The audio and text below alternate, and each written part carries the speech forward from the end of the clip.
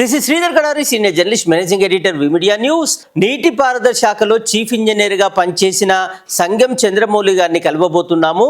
ఆయన చీఫ్ ఇంజనీర్గా సాధించిన విజయాలు ఏంటి, వాటి గొప్పతనం ఏంటి అనేది ఇప్పుడు ఆయన మాటల్లో విందాం.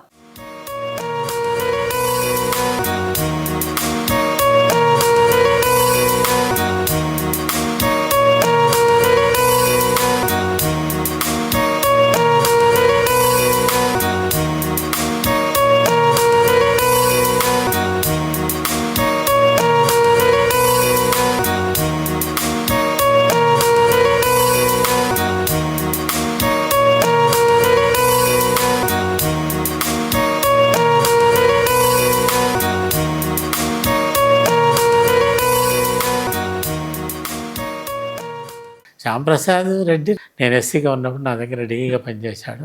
ఇరిగేషన్ డిపార్ట్మెంట్లో నా దగ్గర డీఈగా ఎస్ఎల్బీసీలో పనిచేశాడు. ఒకటి ఏంటంటే అతను మొదలు ఒక 4-5 సంవత్సరాలు శ్రీరామ్ సాగర్ ప్రాజెక్టులో పనిచేసి తర్వాత ఎస్ఎల్బీసీకి వచ్చిండు. ఇక ఎస్ఎల్బీసీ ప్రారంభం నుంచి లాస్ట్ వరకు అక్కడే ఉన్నాడు అతను. సో ఇతను ఎస్ఎల్బీసీ ప్రాజెక్టుకు ఆయన కమిటెడ్ అన్నట్టు ఆ ప్రాజెక్టును కంప్లీట్ చేయాలని. అయితే ప్రాజెక్టుకు ఈ తెలంగాణ ప్రాజెక్టు చేపట్టి అదే ఎస్ఆర్ఎస్పి అంటే Srisailam right bank canal complete అయింది. దీనికి ఇంతవరకు పని మొదలే కాలేదు.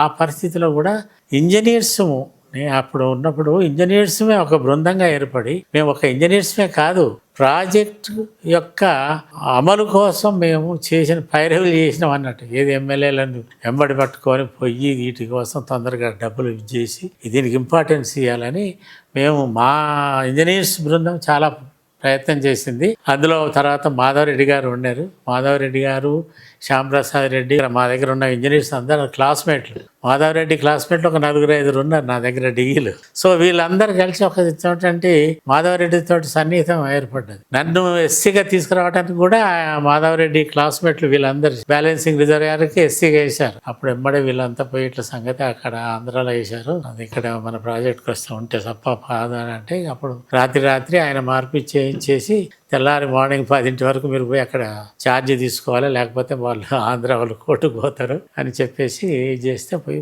ఛార్జ్ తీసుకున్నా. అట్లా నాకు ఆ ప్రాజెక్ట్లో చేయటం కంప్లీట్ చేసే అవకాశం దొరికింది. నాకు మంచి సహకారం అక్కడ ఉన్న ఇంజనీర్లు ఇచ్చారు. అందులో ముఖ్యుడు శ్యాంప్రసాద్ రెడ్డి. ఎందుకంటే ఆయన చాలా ఏళ్ళు ఉన్నాడు. ఆయనకు అన్ని ప్రాజెక్టు యొక్క అన్ని ఇన్ అండ్ అవుట్స్ అన్నీ ఆయనకు బాగా తెలుసు అన్నట్టు.